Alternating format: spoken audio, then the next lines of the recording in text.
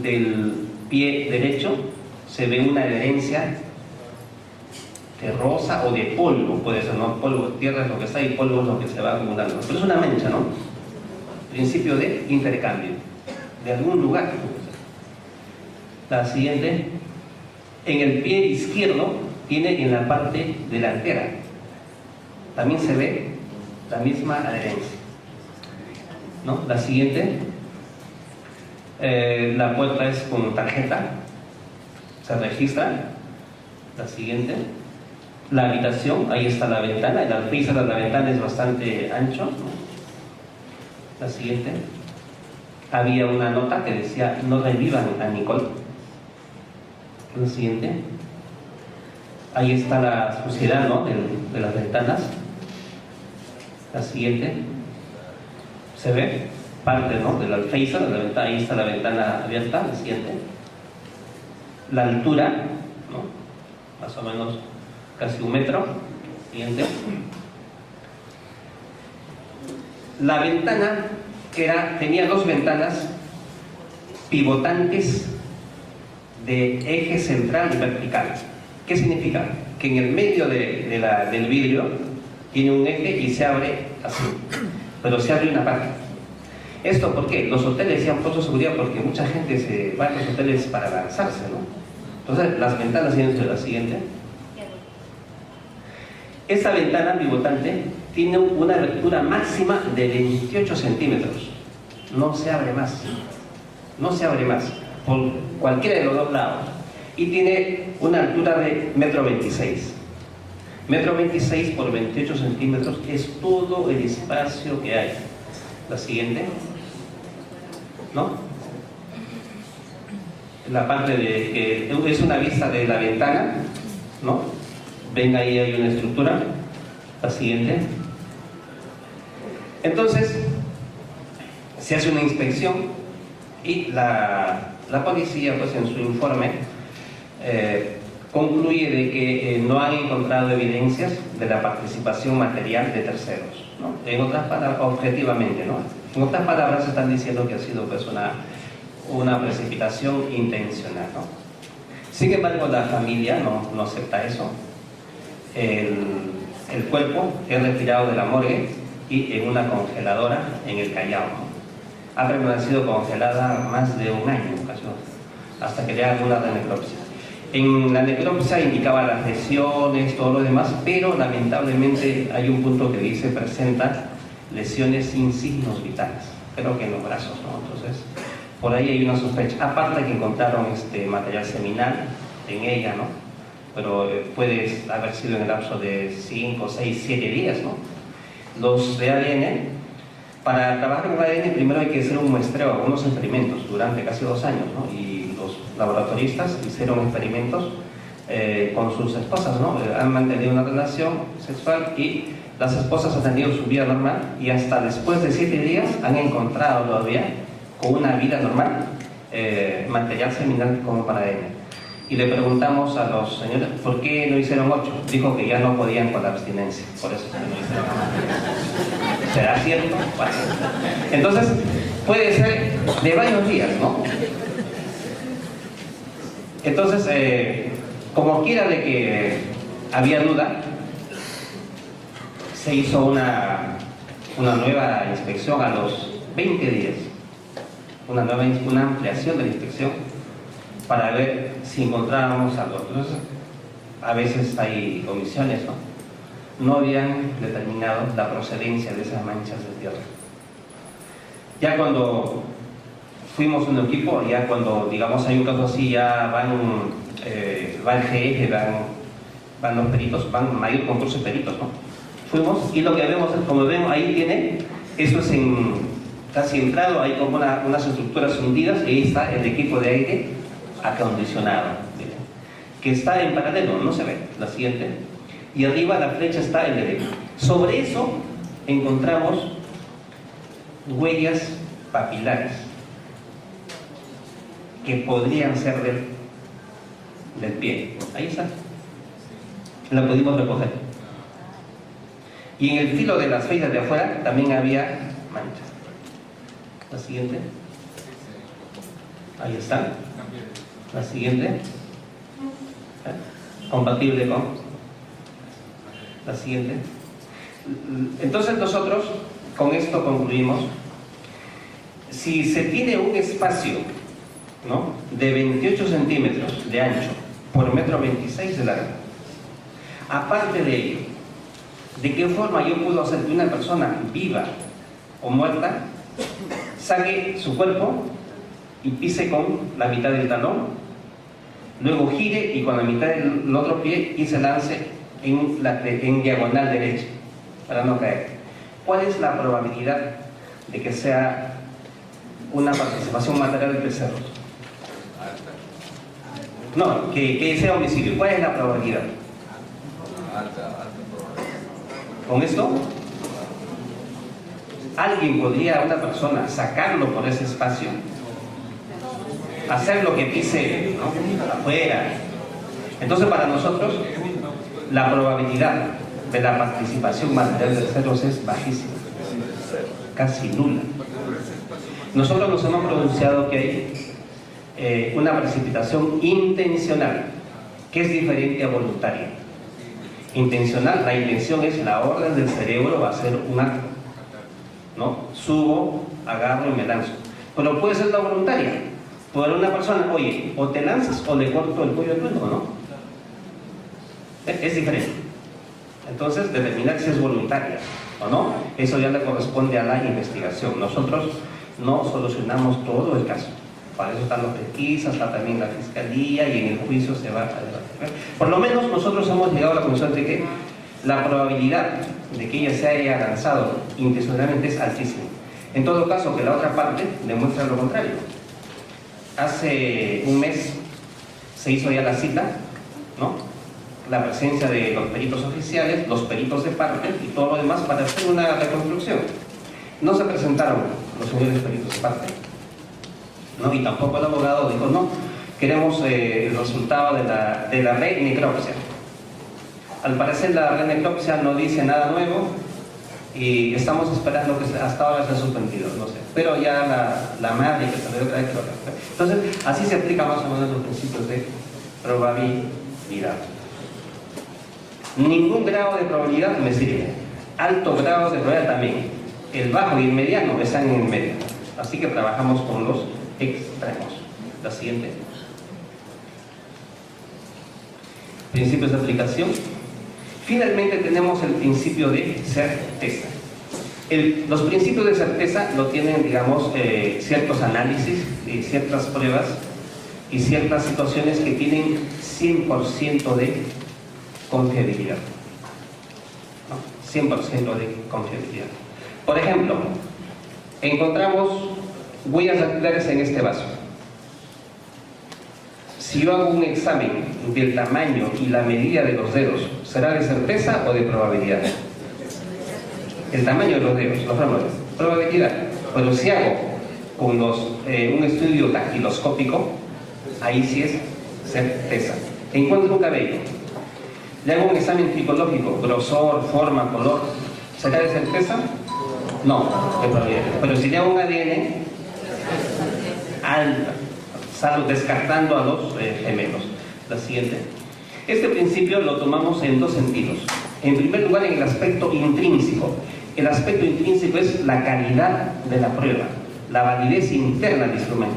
Si encuentro sangre, ¿qué le hago? ¿Examen biológico o ADN? ADN. No, si encuentro cabellos, ¿qué le hago? ¿Examen tricológico o ADN? ¿Ve? Entonces, el primer aspecto es la calidad de la prueba, que sea de 100% de confiabilidad. Y el extrínseco, si ese hecho, o sea, si esa prueba se relaciona con el hecho. Por ejemplo, una dama violada, encontramos huellas dactilares de una persona en sus piernas. Es principio de certeza que él la tocó, porque las huellas dactilares son 100% verdad. ¿Pero será principio de certeza que él la violó? No. Es de certeza que sí la tocó, que la violó, alto grado de probabilidad. Y para probar que él también la violó, ¿qué buscaré? Buscaré material seminal y le haré un ADN, ¿no? Así se explica. A ver, por ejemplo, a ver, ¿qué se roban de acá? Se roban la lámpara. Encontramos huellas digitales de una persona aquí. Intrínseco, sí, ¿no? Él tocó esa prueba. Sorpresa. ¿Pero será prueba suficiente de que él se llevó la lámpara? No. Entonces, ¿qué pasa si encuentro huellas de pisadas en una silla y las huellas dactilares en los tornillos para sacar la lámpara? Intrínseco, dactiloscopía, 100% de correcto. Extrínseco, esa evidencia ha sido dejada necesariamente para desarmar la lámpara. ¿Ven? Así se trabaja. Entonces, ¿para qué sirve esto? En las investigaciones debemos preferir llegar a principios de certeza en esos dos aspectos. Una sola evidencia de certeza es todo el caso. Ejemplos. El año 95 y 96 hubo una serie de violaciones y muertes de niñas de entre 7 y 8 años por el llamado monstruo Parcona, Nicolás Gutiérrez Mendoza. 7 en Lima y 4 en Ica. Nosotros asistimos a Ica.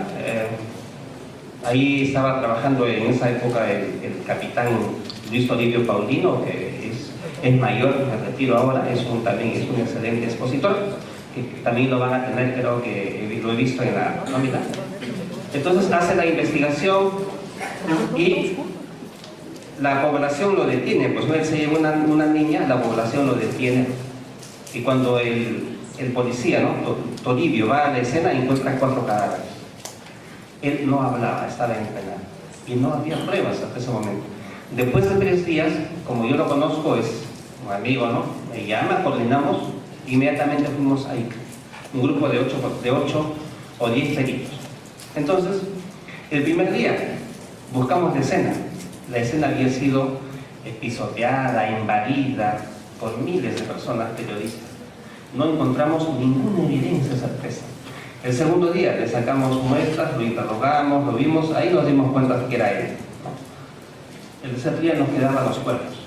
El cuerpo se puede considerar como una escena de crimen. Entonces se encontró en el interior de la zona anal, ¿no?, de uno de los cadáveres, un vello público con raíz. Principio de certeza, intrínseco. ¿Qué prueba le hago? ADN. En el 96 el Perú no tenía ADN. Sin embargo, había convenios con Colombia, o las policías tienen convenios con cualquier entidad de la Interpol para hacerlo. Entonces la idea era ese vello para hacer ADN. Extrínseco. ¿Eso prueba que la violó? Claro, ¿qué hace un vello púbico de él en esa zona? Y con esa prueba es que le ponen 2 cadenas perpetuas. Entonces la importancia de una sola evidencia bien trabajada que se llegue al principio de certeza. Entonces, ¿cuál es el objetivo en la investigación? Ubicar evidencias de certeza, tanto en el aspecto intrínseco, la calidad, la validez interna de la prueba; extrínseco, que esa evidencia se relacione con el hecho, que no haya confusión, que esa evidencia sea una evidencia criminalística. La siguiente.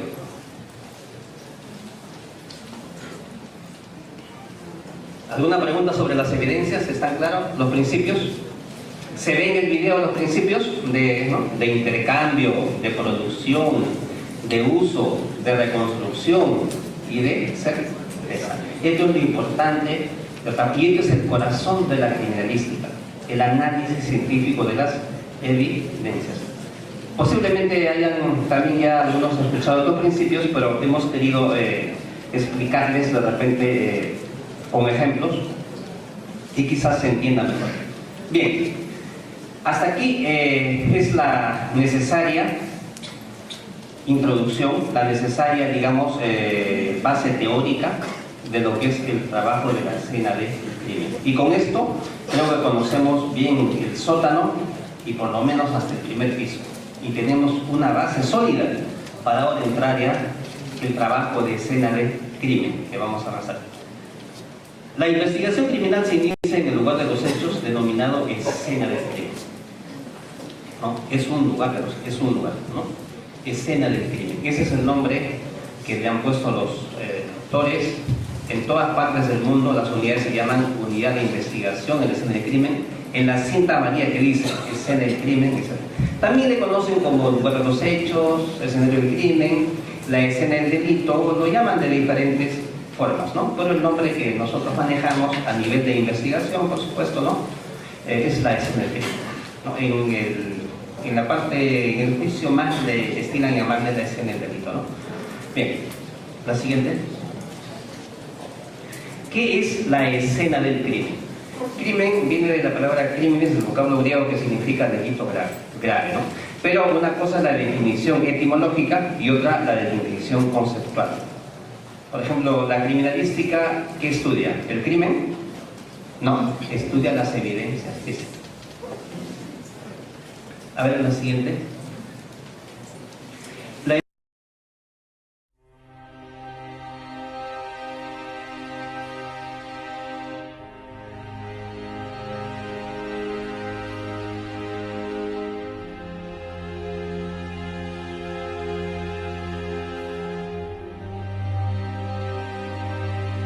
El crimen es un espacio físico donde ha sucedido un hecho que amerita una investigación y se presume delito o infracción a la ley. Muchas veces encontramos cadáveres y al final la etiología ha sido muerte natural, pero se investiga, no muerte sospechosa, ¿no? En una escena de crimen hay cosas, objetos, personas antes, durante y después. Es decir, que las evidencias no están separaditas, no están con su letero para recogerlas, no. Están todo entremezcladas, ¿no? Hay que saber separarlas. Y siempre es imposible que haya una escena como si fuera un quirófano. Siempre va a haber contaminación. Lo que se trata es de minimizar los riesgos y que puedan inutilizarla. Un móvil, siempre hay un móvil. El móvil es materia del delito, ¿no? Del pesquisa, del fiscal, de los abogados también, ¿no? El móvil. Y el crimen es en esencia una conducta humana. El delito es una conducta humana tipificada como tal en los códigos penales. ¿Eso qué significa? Que tan importantes son las evidencias físicas como las evidencias psicológicas. A la persona se le conoce por sus actos. La escena del crimen es el retrato viviente de la personalidad del que lo hizo. Cada uno tiene su estilo de matar, su estilo de cometer un delito, su marca, su señal. ¿Quién fue el primer policía que comenzó a colectar métodos criminales? Sir François Vidocq, un francés que vivió de 1770 a 1850. Él fue un delincuente, un buen delincuente, que de pronto, como decimos, ¿no? Se plantó y fue captado por la policía. Conocedor de las mañas criminales, tenía mucho éxito en la investigación. A ver, ¿cómo ha sido el robo? Así, así, así. ¿Y ese quién ha sido? Lo traía, ¿no? Él es el primer detective y en Estados Unidos, en Filadelfia, hay la Sociedad Vidocq, que tiene 82 miembros en honor a los años que tuvo y reúne peritos, psicólogos, agentes de la CIA, del FBI, criminalísticos, ¿no? Que son grupos élite, que al inicio se dedicaban a hablar sobre crímenes fantasiosos, lo demás, pero pronto les piden ayuda. Actualmente ellos solucionan casos de 10, de 15, de 20 años que las policías no han podido solucionar. Prestan su ayuda para que yo les voy a dejar de repente un video de casos reales, cómo es que esta sociedad, para que lo puedan ver de repente en otras sesiones que tengan, ¿no? Cómo es que este grupo libre trabaja mucho con lo que es la conducta humana, la evidencia psicológica.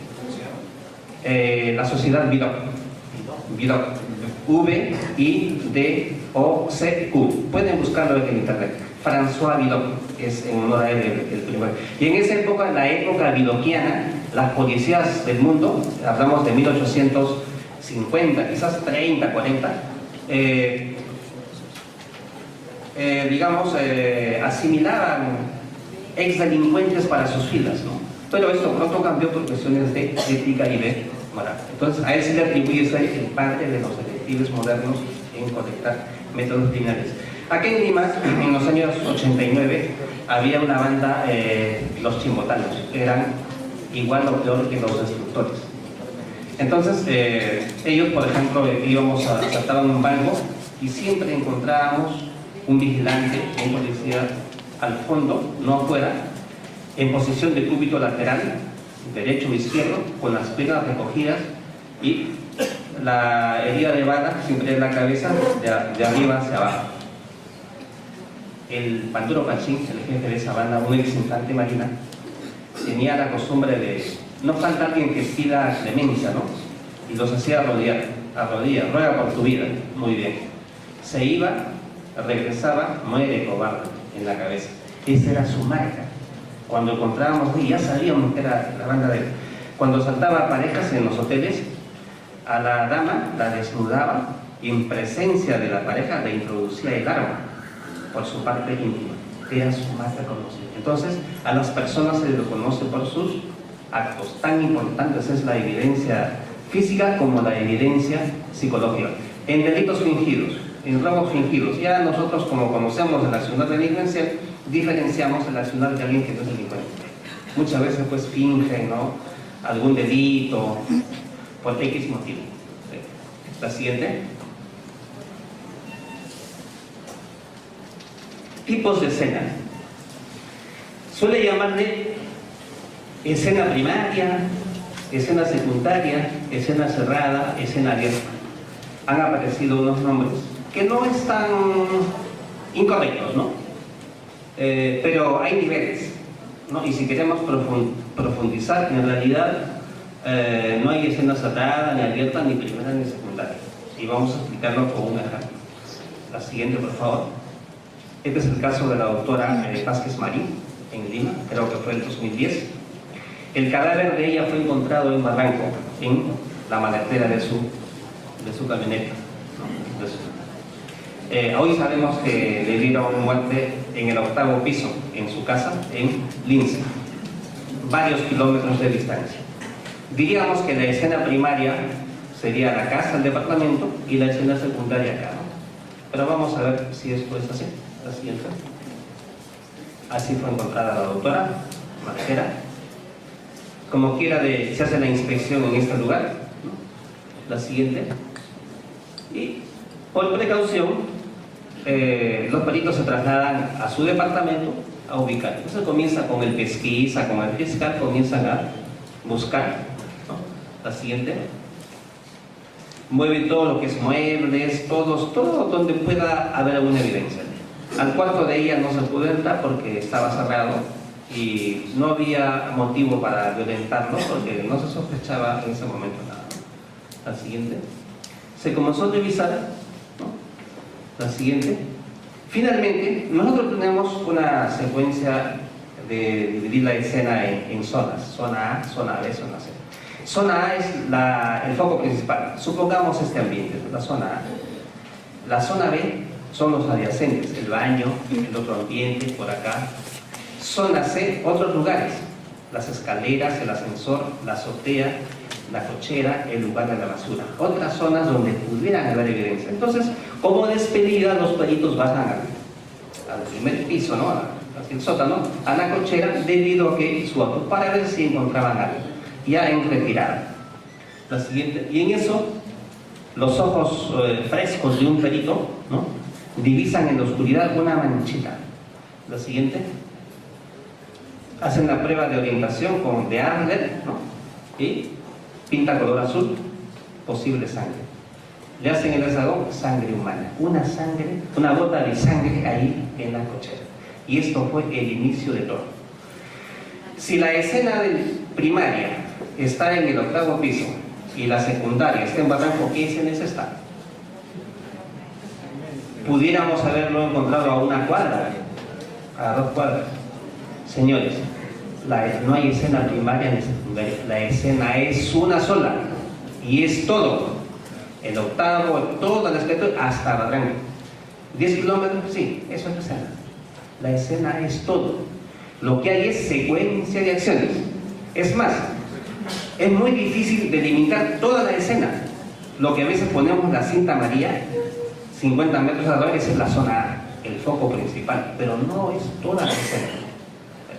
Sin embargo, por cuestiones didácticas podemos llamarle, ¿no?, entre comillas, zona primaria donde se produjo el hecho, zona secundaria donde se encontró cada, y también puede haber otras escena, ¿no? Pero en el concepto de simplicidad, análisis profundo, la escena es una sola. Y un error a veces es no delimitarlo bien. Eso es lo que pasó en el caso Cero. No delimitaron bien la amplitud de la escena del crimen.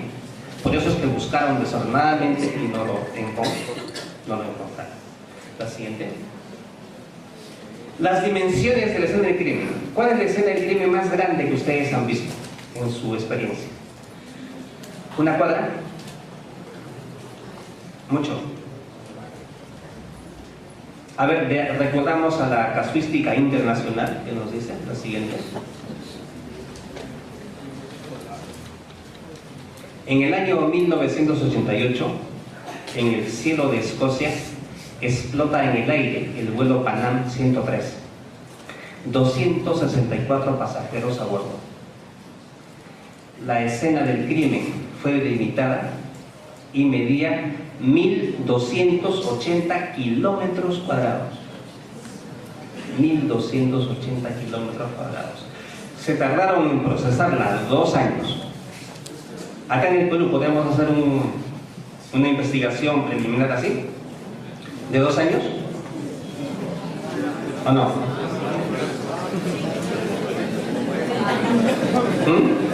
¿Se puede? ¿Más de 2 años? ¿Cuáles son los plazos? Se puede, ese es tema de derecho. Miren, bueno, yo no soy abogado, ¿no? Pero sí hicimos un caso de más de 2 años, el 2010 en el Cusco. Estaban con el 2010-2011, muere el padre de un abogado, prácticamente le destruyen la cabeza con una bomba, con algo. Y la investigación se demoró, llegó al plazo máximo, creo que es los 18 meses, ¿no? Pero antes de los 18 meses, quizás faltando un mes, el abogado nos busca en Aramburu y comenzamos a revisar el caso. Hicimos lo que se llama un pronunciamiento y encontramos una falla, un hueco en la investigación. Había una persona, ¿no?, muy sospechosa, la cual había desaparecido y podía ser el autor. Se presentan los documentos, todo para que se amplíe, se haga una nueva revisión, se aplique el luminol y entre otras, ¿no?, huellas digitales en sobres, papeles, y la fiscalía archivó el caso. El abogado presentó queja, ¿se llama? Queja de derecho, ¿no? Al superior, indicando de que estaba incorrecto porque los plazos, según la interpretación de la ley que el abogado hace, corren a partir de que hay alguien identificado, alguien sindicado. Mientras tanto, dice, y le dieron la razón. Bueno, no lo sé, pero sí se podría hacer. Bueno, pues vamos a esto. 2 años. En este tipo de hechos hay 2 grandes acciones: la identificación y recuperación de cadáveres de restos humanos y la investigación misma. En cuanto a la investigación, comenzaron a armar el avión como un rompecabezas, pedacito por pedacito, comenzaron a armarlo nuevamente. La siguiente. Al cabo de 6 meses, en la zona de maletas de pasajeros en tránsito, o sea, el avión había hecho escala en Malta y de ahí se iba, ¿no?, a Estados Unidos. Descubrieron que había habido una bomba. Siguieron buscando, encontraron una mochila donde había ropa y donde había un radio. Había estado la bomba. La ropa era de una marca y estaba con etiqueta y todo de una tienda. La siguiente. Esa tienda estaba ubicada frente a la embajada de Libia en Malta. Los detectives llevan la ropa, hacen preguntas, inmediatamente las vendedoras hicieron un identikit del que lo compró. Dijo, miren, entraron 2 personas que pareció muy extraño, porque cuando uno compra ropa, ¿qué hace? La mira, se ve, la prueba, ¿no? Ellos no, ni siquiera se fijaban en la talla, ni siquiera se fijaban, solamente agarraban y llenaban una mochila de esas características. Conducta humana, ¿no?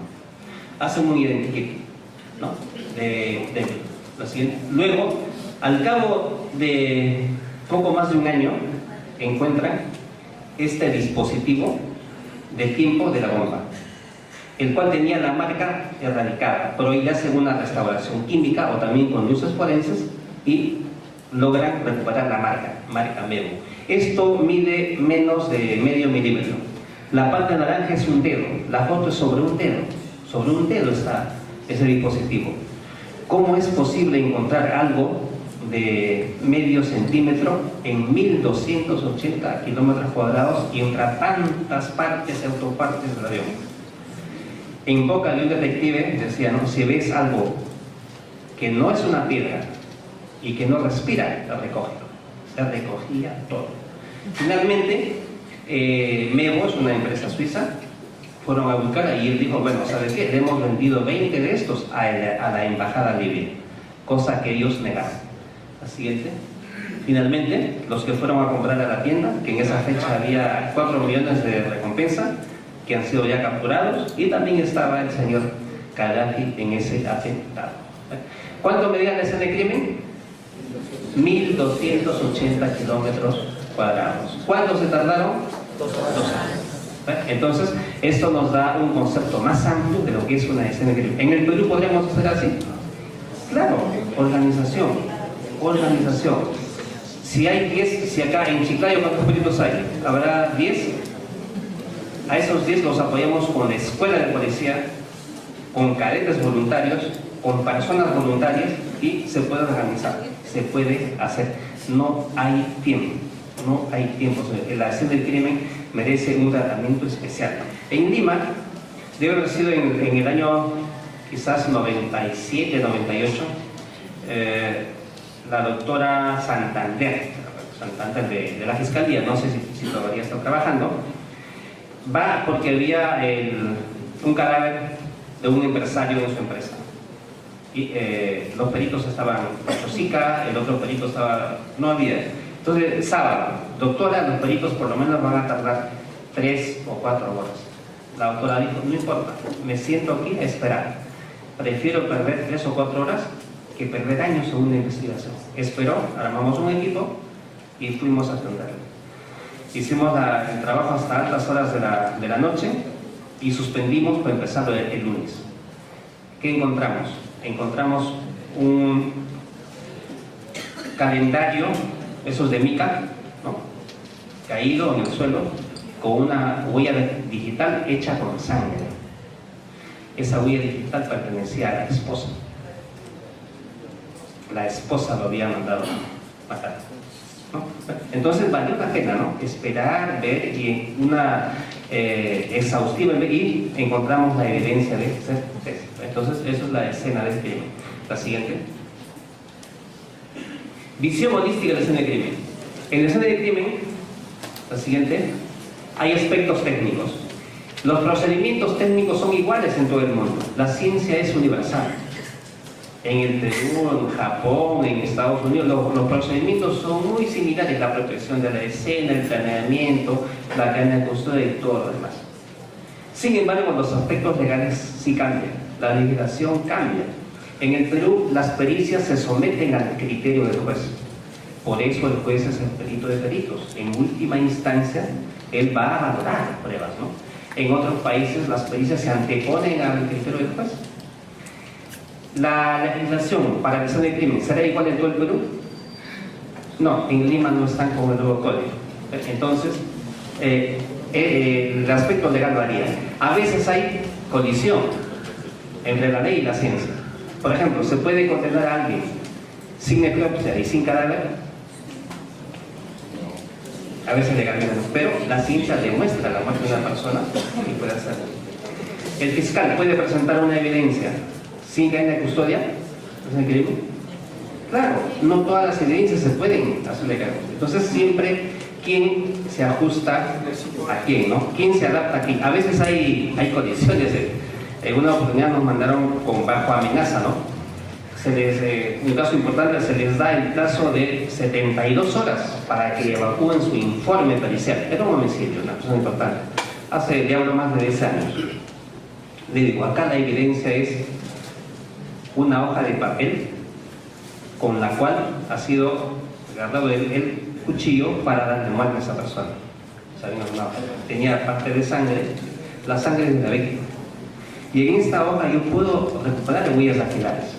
Sin embargo, el proceso de huellas dactilares con Minibrin se le aplica, las huellas aparecen a partir de la 1 a 2 horas hasta 10 días. Si en 10 días no aparecen las huellas, ya no aparece nada. Entonces, si usted me apura a que yo le dé el informe en 3 días, le voy a informar negativo, sin huellas. Porque no podemos apurar. Entonces, a veces hay quién se adapta a quién. Yo creo que siempre tiene que haber una conciliación en lo que es. En todo caso, ante nuevos descubrimientos científicos, la ley tiene que saber. El ADN, por ejemplo, ahora hay un ADN rápido de 8 marcadores que lo hacen en menos de 24 horas. Sobre todo para exclusión, ¿no?, de sospechosos. Ya ojalá que pronto se traiga, pero en el último congreso lo han presentado. Un ADN especial, ¿no?, un examen especial que lo hacen en un día, ¿no?, para poder, pues, sobre todo, ¿no?, para exclusión. La siguiente. Niveles de abordaje, no todos los casos son iguales, ¿no? Entonces, esto. Y finalmente, la siguiente. La investigación debe ser holística, como un todo. Entonces, en el escena de crimen interviene la ciencia, peritos, ¿no?, intervienen los pesquisas, interviene el fiscal, ¿no?, que va a dar la garantía legal, y también ahora intervienen los peritos, en algunos casos los peritos de parte, con sus respectivos abogados, todo dentro del debido proceso y con las garantías que se debe dar para llegar a la verdad. ¿Cómo empezamos el primer nivel? Tenemos unos minutos para empezar el primer nivel. A ver, eso creo que es un video, a ver.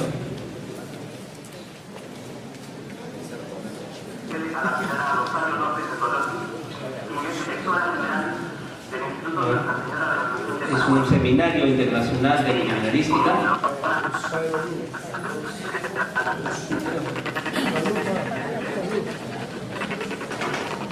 En los cuales hay una persona que está donando una cantidad fuerte de dinero en efectivo para el nuevo laboratorio.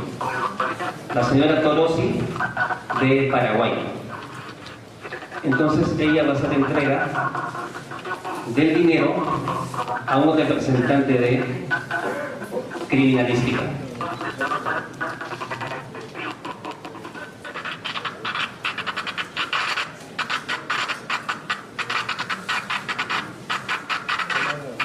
Un poco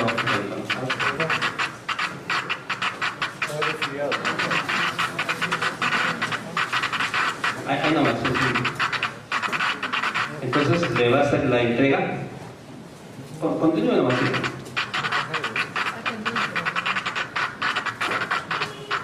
Le va a hacer entrega en cámara lenta, lo voy a hablar.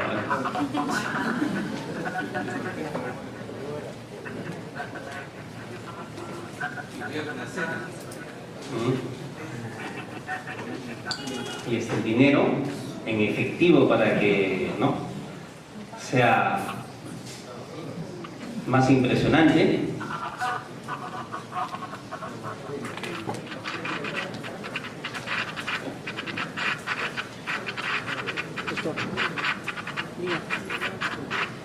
Aunque es muy peligroso entregar dinero, ¿no? Estamos usando el video, por eso no se ve. Apagamos las luces para que se note acá.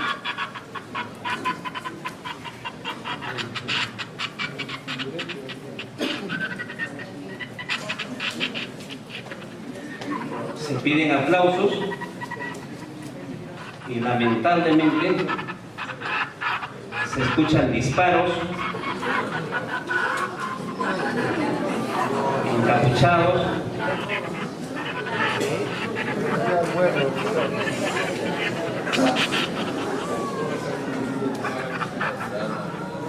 Ahí está una dama que tiene una granada en la mano.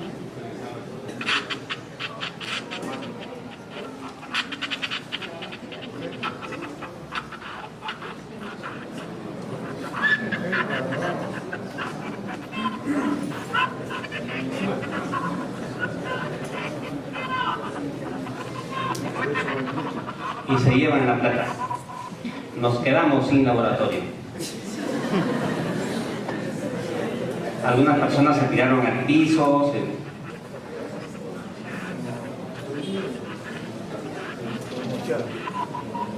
Y de médico, la señora 18 segundos. Un local así de ese tamaño, duró todo. 18 segundos.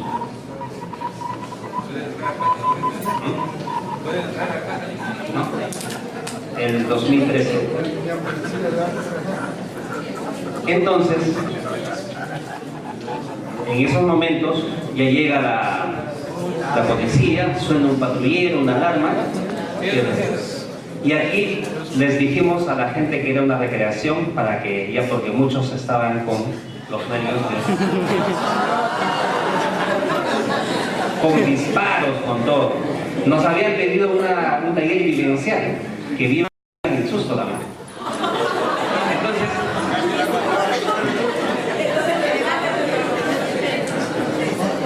Entonces, en el proceso, ¿no?, de esto, esta es la primera parte que se llama la verificación, a cargo de la policía uniformada. Acá lo que va a hacer es va a verificar, ¿no?, tenga signos vitales. Si ante la menor duda de que pueda ser vital, primero es la vida, hay que auxiliar. Pero acá ya está verificando ya ausencia total de signos vitales, y en estos momentos ya la gente pudo respirar, algunos se levantaron de sus asientos, se les indica pues de que es una revelación. No sabía.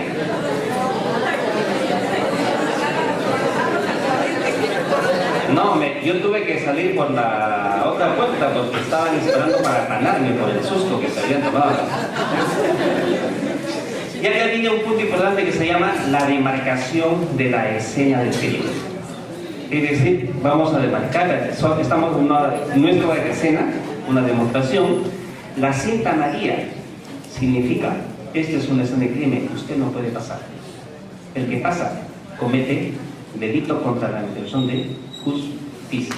La demarcación, si el periodista no ve la cinta amarilla, ingresa. Así yo no veo la demarcación. Justamente se está cambiando el decreto legislativo 1152, ley de modernización de criminalística, y ahí hay un punto que dice, ¿no?, habla sobre la escena de crimen, ¿no?, aquel que invada, ¿no?, tiene responsabilidad penal, y se está pidiendo también un cambio, ¿no?, una variación en el Código Penal para incluir específicamente la invasión de la escena del crimen. La clásica cinta amarilla en todo el mundo es así, dice escena del crimen, no pasar, don't not cross, barrera policial, no cruzar, escena del crimen. Este es el proceso que debe tener. Había una persona que estaba con su aspiradora,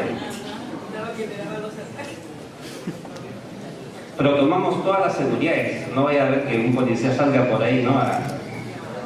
Los más asustados fueron los cadetes que estaban en primera fila con la granada, ¿no?, de la gringacha que estaba ahí, ¿no?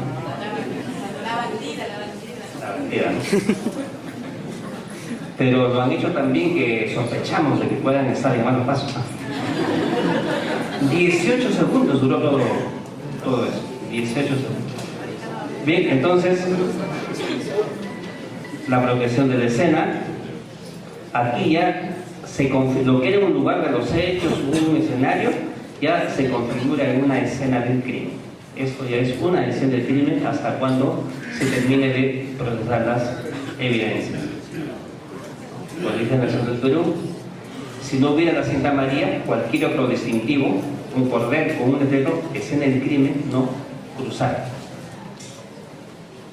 En Estados Unidos hay una ley específica de 1920. Al que cruza la escena del crimen le ponen 10, 15 años. En Italia, nadie ingresa a la escena del crimen antes que llegue la policía científica, que le llaman a la criminalística. Aquí no hay mucho respeto por eso. Y ahí es donde se pierde, ¿no? Se pierde porque invaden la escena, invaden la escena.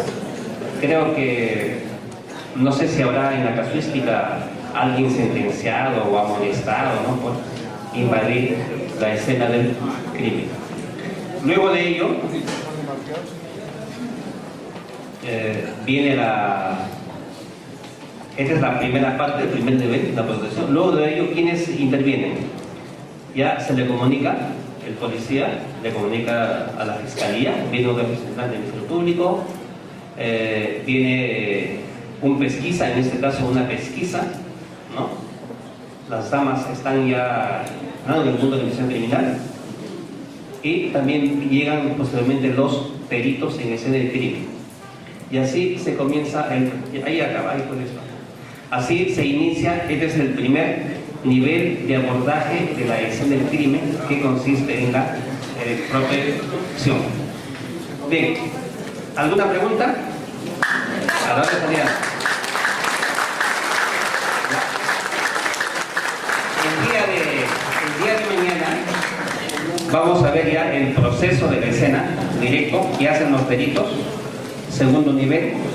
Vamos a ver tercer nivel, cómo se hacen ya con casos complejos, con luminol, con luces forenses y todo lo demás, y le vamos a dar un espacio para ver algo de criminales en serie. Entonces, los espero mañana a las 9:30 en punto para empezar. Muy buenas noches.